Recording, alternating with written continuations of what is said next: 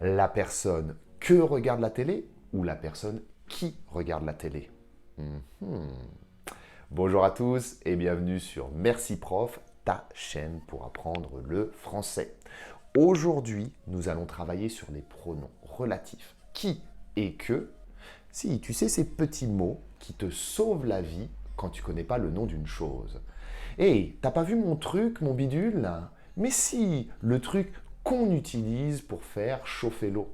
Le truc qui est dans le tiroir de la cuisine. Ah, que ferions-nous sans eux?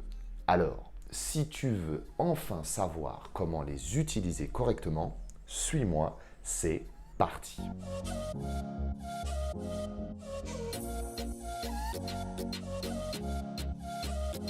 Alors, un pronom relatif, c'est quoi? C'est un petit mot qui te permet de caractériser un objet, une personne, une situation et de mettre la lumière dessus. Par exemple, la personne que tu aimes est dans cette pièce. L'appartement qui est en vente est vraiment moche. La petite difficulté pour les étudiants, c'est que comme tu peux le voir, on n'utilise pas toujours le même pronom relatif.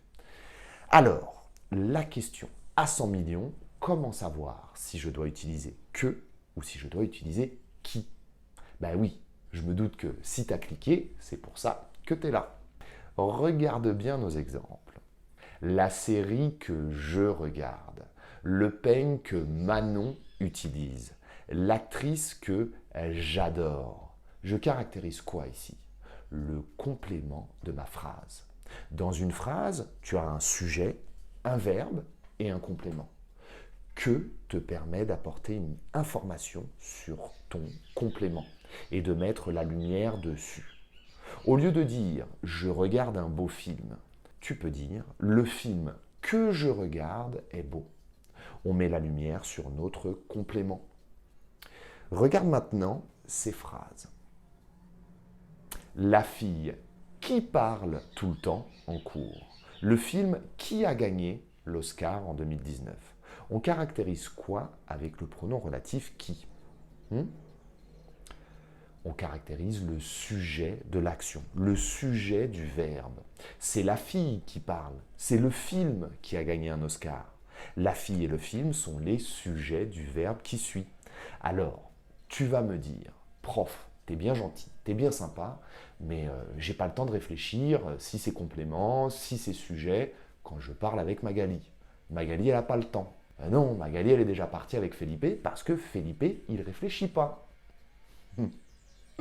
Je comprends, mon ami. Et ne t'inquiète pas, j'ai une petite astuce, un petit truc qui marche tout le temps. Enfin, presque. Je dis presque et tu verras pourquoi à la fin.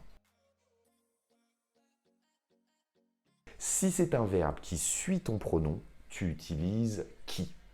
La voiture qui roule vite. Le professeur qui parle tout le temps. La leçon qui est difficile, etc., etc. C'est toujours un verbe qui suit. Par contre, si c'est un sujet qui suit ton pronom relatif, tu utilises que. La chose que nous utilisons pour nous coiffer. La femme que tu aimes est magnifique, etc., etc. C'est un sujet qui suit ton pronom relatif que. C'est plus facile comme ça, non? Alors je répète, si c'est un verbe qui suit, tu utilises qui. Si c'est un sujet qui suit, tu utilises que. Facile. Alors, facile, pas vraiment. Pas vrai, mensonge, mensonge. Et j'ai dit que ça marchait presque tout le temps, mais j'ai un peu menti. Parce qu'il faut faire très attention aux verbes pronominaux qui peuvent induire en erreur. Par exemple, le coq qui nous réveille chaque matin. Ici, c'est le coq le sujet, ce n'est pas nous. Fais attention, le chien qui vous a mordu, c'est pas vous le sujet. Le sujet, c'est le chien qui mord. Donc, fais attention avec les verbes pronominaux. Entraîne-toi avec ce petit exercice et nous, on se voit dans la prochaine vidéo. A plus sur Merci Prof.